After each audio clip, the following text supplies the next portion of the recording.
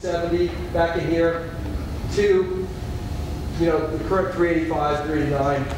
And so we can actually, these curves, if they work going forward, they have to work going backwards. If we have positive feedback in the future, we have to have positive feedback in the past. Now we can talk about time delays and some things like that. But basically, to believe this is the 10-degree forecast, to believe the 10-degree forecast, what do you have to believe about what's already happened? You have to believe that we've already had 4C of warming. Okay, now I believe that there's a time delay. A lot of folks think there's a 10, 12 year time delay here, but even with a 10, 12 year time delay, that might mean 3.9 degrees. We haven't seen 3.9C. We told you already that what we saw is 6C, 6/10 of a C, and that may be exaggerated by measurement biases. And really all we should be looking at here is not the whole warming, but the warming from CO2, because this is a warming from CO2 chart. So we say the warming from CO2 historically, with all these other effects, was maybe a 10, maybe a 2/10 of a degree. That means that we've seen kind of right there, which would put us in the negative feedback land, which if we drew a curve here for negative feedback, it'd be a nice flat one under here. It'd come in right about 2/10, and that would, interesting enough, be exactly what a natural scientist would assume in the first place is negative feedback. So the amount of warming we've seen historically is consistent with negative, not positive feedback. Now, all the alarmists don't roll over and say, gosh, Warren, you win. They have a couple arguments beyond just the time delay one. The first is climate scientists building models love aerosols. Aerosols are the one thing that man produces that tends to cool the world. These are like the sulfates, the things that make acid rain. We're going to leave black carbon out because there's some debate now whether black carbon is really cooling or warming. It's starting to look like maybe a warming effect of cooling since I did this chart. Well, this is the concentration of sulfate aerosols, and it's different than CO2. CO2, when you put in the atmosphere, it mixes because CO2 stays in forever. SO2 washes out in the rain. That's why you get acid rain. So SO2 is usually, if there's SO2 concentrations, they're very limited time, limited duration, and so they tend to be around industrial areas, East Coast of America, over Europe, over Asia manufacturing. So you see these aerosol clouds over the major industrial areas, covering maybe 5 or 10% of the globe. The theory is that these actually cool, and they probably do, but the IPCC will be the first to tell you they have no idea about how much. But they are the modeler's best friend, because the modelers have a problem, because the modelers are asked to take their models that generate this and have them match history. But they can't match history because they're showing 2 or 3 degrees warming historically. So what they do is they pile in, they assume enormous aerosol cooling from the aerosols we have. Because what that means is, what they can do is to say, well, we have aerosol cooling which has masked this warming, and then when we clean up the aerosols, like we have in the US, when we go to clean up the aerosols in like China, then the aerosols will go away and there'll be all this catch-up warming. All this warming that's been masked will catch up and we'll run away and have tons of warming. Instead of being down here, we'll jump up. We'll jump, this 3 or 4 degrees of being masked. The problem with this is, if the aerosols are really only covering 5 or 10% of the globe, to have even a 1 degree C effect on the whole globe, if they're covering 10% of it, that means they have to have a 10-degree effect where they're covering. It takes absurd assumptions for aerosol cooling to have it do anything to correct this problem. The other assumption that people do to try to say, well, here's the reason why, and this is also how they try to explain away the fact that we haven't seen warming for 10 years.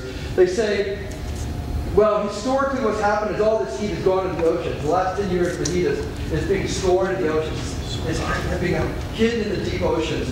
And it turns out over the last few years, and if you look historically, there has been a lot of heat in the oceans. Remember, I never denied that the world is warming. The oceans have warmed. But over the last, as the world has been pretty constant in temperature, you haven't seen any huge increase in the ocean heat content in the last 5, 6, 7 years. And the reason it only goes back to 2003 is, again, I told you, we have all these new tools, these new satellites and these new floats that actually can measure deep into the ocean and take samples of temperatures. And those new tools, once they started around 2003, have not shown any increase in heat content. This is the kind of heat content you would expect to see if the models were holding true. And so there's a lot of reasons why temperature can be masked, okay? You can always, there's a lot of reasons why temporarily you won't see temperature increase, okay? With these heat fluxes, with these forcings. But you still, the heat has to be going somewhere. The energy has to be going somewhere. It may not show up in surface temperature, but if it's not hiding in the oceans, it's not showing up in surface temperature, I'm not sure where it's going. No, neither is anybody else. One other way to test these forecasts is to look at them over a long period of time. Well, the IPCC is pretty clever. They redo their forecast every 5 years and throw out the old one. And you actually, it's very hard. I challenge you to go through an IPCC document, which is this thick, and find the section where they say, okay, let's evaluate how our forecast did last time. They did that like once, but they're pretty good at just flushing the old one and doing a new one. So they're never more than 5 years into a forecast, into a 100-year forecast. And it's kind of hard to hold them to it. But a guy named James Hansen, who's head of NASA's GISS, and a friend of Al Gore, and a consultant to his movie, stood in front of Congress basically with this chart. Actually, mine looks nicer, but anyway, but with these numbers, I have his numbers, in 1988, and he said a couple things. One, he said, I figured out temperature. Look at this. I've got this model, and it's projecting backwards, and it's matching temperature as well, and it's right on this day I walk into Congress, it's right on what we're on Congress, and so I have a great model. And by the way, remember the financial example. A lot of financial people have gone broke convincing themselves that they've modeled history adequately and they can run it forward. Okay, so now we run, and this is, he presented several cases based on different CO2 outputs. I've chosen the one that best matches the actual CO2 output because I have the benefits of hindsight. I know which of his assumptions best match. It's this A case. And we run it forward, and temperatures from the point of his presentation this last month were almost dead the same. Almost no change, and they've been up and down, but really not a big trend through here since his presentation. But he assumed we'd be 6 or 7 tenths hotter.